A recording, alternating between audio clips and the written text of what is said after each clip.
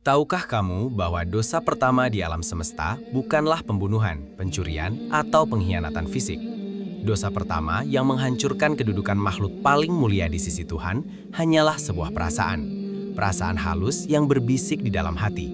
Aku jauh lebih baik darinya. Inilah kisah tentang kejatuhan yang paling tragis dalam sejarah penciptaan. Kisah tentang bagaimana kesombongan dan rasisme pertama kali lahir, jauh sebelum manusia menginjakkan kakinya di bumi. Bukan karena ketidakmampuan untuk taat, melainkan karena ego yang membutakan. Jauh sebelum Nabi Adam diciptakan, alam semesta dihuni oleh berbagai makhluk. Di antara mereka, ada bangsa jin yang diciptakan dari nyala api tanpa asap. Salah satu dari bangsa jin ini memiliki kedudukan yang sangat istimewa. Namanya adalah Azazil, yang kelak kita kenal sebagai iblis. Azazil bukanlah makhluk rendahan. Ia adalah ahli ibadah yang luar biasa, memiliki ilmu yang sangat luas dan ketaatan yang diakui oleh para malaikat. Saking mulianya, ia diangkat derajatnya untuk berada di lingkungan para malaikat di langit tertinggi. Ribuan tahun lamanya, Azazil menghabiskan waktunya untuk bersujud dan bertasbih. Tidak ada satu jengkal pun di langit surgawi yang tidak pernah menjadi tempat sujudnya. Ia merasa aman dalam ketaatannya, merasa sangat bangga dengan pencapaian spiritualnya. Namun, di balik ibadah yang tak tertandingi itu, perlahan tumbuh sebuah benih penyakit hati yang tak disadarinya. Benih itu adalah perasaan ujub, merasa diri paling suci, paling berilmu, dan paling layak mendapatkan penghormatan abadi dari Sang Pencipta.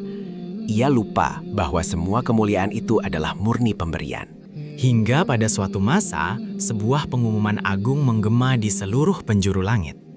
Sang Pencipta menghendaki untuk menciptakan sebuah entitas baru. Bukan terbuat dari cahaya, bukan pula dari api.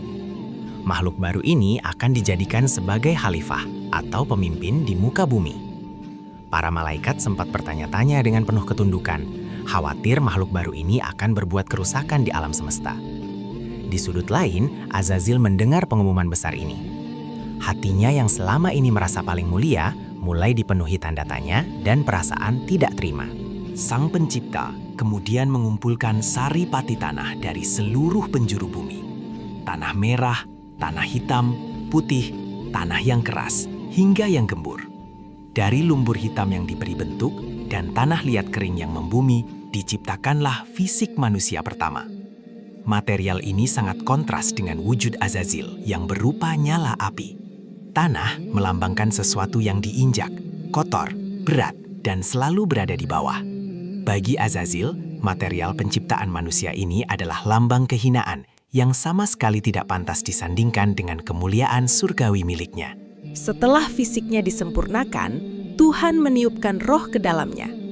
Pada saat itu juga, tanah yang mati itu bangkit menjadi makhluk hidup yang bernyawa, berakal, dan memiliki bentuk fisik yang paling proporsional.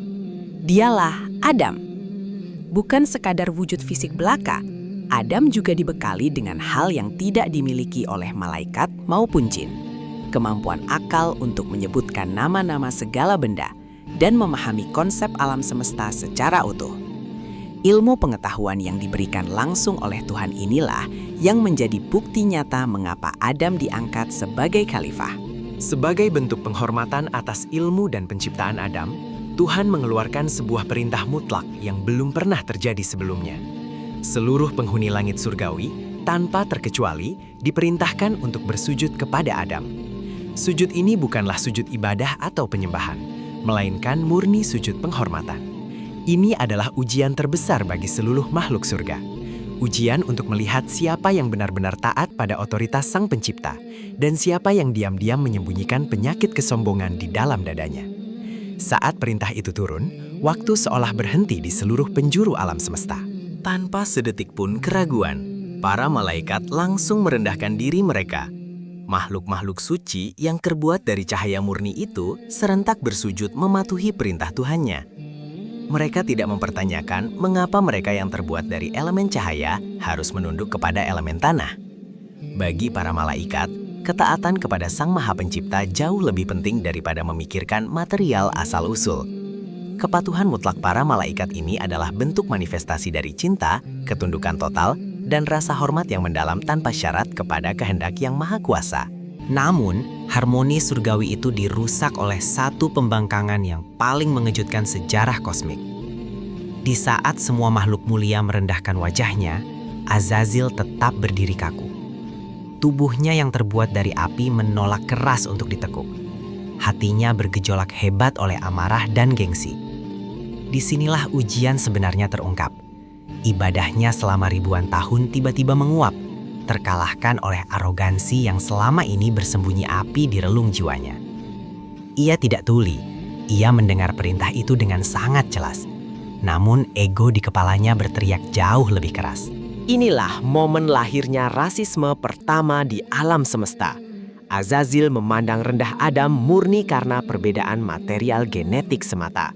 Ia terjebak dalam logika sesat bahwa asal-usul elemen menentukan derajat kemuliaan abadi. Api sifatnya menerangi, membakar, dan selalu bergerak menjulang ke atas, simbol dari dominasi. Sementara tanah sifatnya diam, kotor, dan selalu diinjak di bawah. Azazil merasa dirinya adalah ras super, kelas bangsawan surga sejati, sementara manusia hanyalah makhluk kasta terbawah yang sama sekali tidak pantas menerima penghormatannya. Ketika ditanya oleh Sang Pencipta, apa yang menghalangimu untuk bersujud ketika aku memerintahkanmu? Azazil sama sekali tidak meminta maaf. Ia justru mengeluarkan argumentasi rasialnya yang paling terkenal sepanjang masa. Aku jauh lebih baik darinya. Engkau ciptakan aku dari api, sedangkan dia engkau ciptakan hanya dari tanah. Inilah letak kesalahan fatalnya. Azazil bukan tidak percaya pada eksistensi Tuhan. Kesalahannya adalah ia berani membantah keputusan mutlak Tuhan dengan menggunakan akal sempitnya sendiri, yang telah diracuni oleh kesombongan tak berdasar. Konsekuensi dari arogansi absolut itu sungguh mengerikan. Dalam sekejap mata, seluruh pahala ibadah ribuan tahun Azazil hangus terbakar oleh kesombongannya sendiri. Sang Pencipta mengusirnya dari surga dengan penuh kehinaan. Nama mulianya dicabut dan diganti dengan iblis, yang berarti makhluk yang putus asa dari rahmat. Posisinya dibanting dari derajat tertinggi ke tempat yang paling hina. Hukuman dahsyat ini diberikan bukan semata karena ia tidak sujud, melainkan karena ia lancang merasa dirinya lebih berhak menentukan kebenaran daripada yang maha mengetahui. Namun, iblis yang telah sepenuhnya dikuasai oleh ego tidak merasa menyesal sedikit pun. Alih-alih meratapi nasib dan bertobat, ia justru menyimpan dendam kesumat yang abadi kepada Adam dan keturunannya. Iblis kemudian meminta penangguhan umur hingga hari kiamat, murni untuk bersumpah. Ia akan mendatangi manusia dari depan, belakang, kanan, dan kiri. Ia akan mendedikasikan keabadiannya menggunakan segala tipu daya demi membuktikan kepada Tuhan bahwa manusia yang terbuat dari tanah itu sebenarnya adalah makhluk lemah yang tidak tahu berterima kasih. Sejak saat itu hingga detik ini, warisan kesombongan iblis terus mengalir membusukkan urat nadi sejarah manusia. Setiap kali ada manusia yang merendahkan orang lain karena perbedaan ras, warna kulit, keturunan, kekayaan, atau status sosial, sesungguhnya mereka sedang menggemakan kalimat kutukan iblis, "Aku lebih baik darinya." Sifat merasa diri paling benar dan meremehkan orang lain adalah benih api neraka yang ditanamkan iblis. Peperangan, penindasan, dan perpecahan dunia selalu bermula dari satu delusi sederhana, bahwa kelompok kita lebih superior dari mereka. Kisah kosmik antara iblis dan Nabi Adam memberikan teguran terkeras bagi umat manusia, bahwa tumpukan ibadah dan tingginya ilmu pengetahuan tidak akan bisa menyelamatkan seseorang jika hatinya masih menyimpan debu kesombongan. Tanah, meskipun sering diinjak hina, memiliki sifat ikhlas menumbuhkan kehidupan dan selalu tawadu di bawah. Itulah sebabnya, puncak tertinggi dari kemuliaan manusia adalah saat ia bersujud mencium tanah, menghancurkan egonya, dan menyadari sepenuh jiwa bahwa kebesaran, kesempurnaan, dan kemuliaan mutlak hanyalah milik Sang Pencipta semata.